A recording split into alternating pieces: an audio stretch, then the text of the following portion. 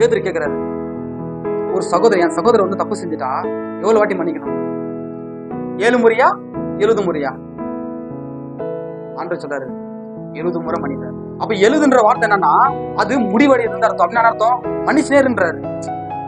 இப்ப ஆண்டவர் சொல்றாரு 7 முறை இல்லப்பா 70 முறைனா ஐயோ கவுண்ட் பண்றாரு. நான் விடமாட்டேன்டா.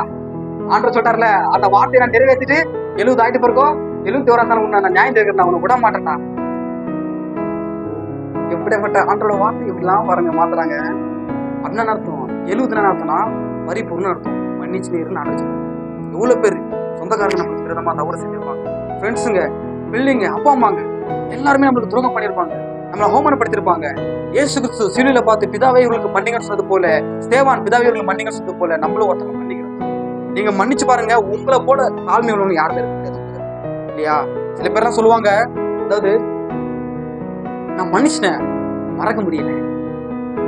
அப்ப எப்படி ஏசப்பார்ல சொல்லி காமிச்சாரு, சொல்லி அவர்கிட்ட ஆண்டவர் பண்டாங்க ஆண்டவர என்னால மறக்க முடியல ஆண்டவர, இப்ப நான் போய் நான் சொல்றேன்.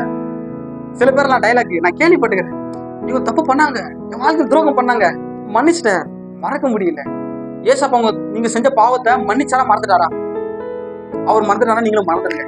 எது பண்ணாலும் அந்த ஸ்பாட்ல என்ன பண்ணுங்க, மறந்துடுங்க, அவ்வளவுதான். இது ரொம்ப நல்லது. கர்த்தர் இது சொல்றாரு பாருங்க,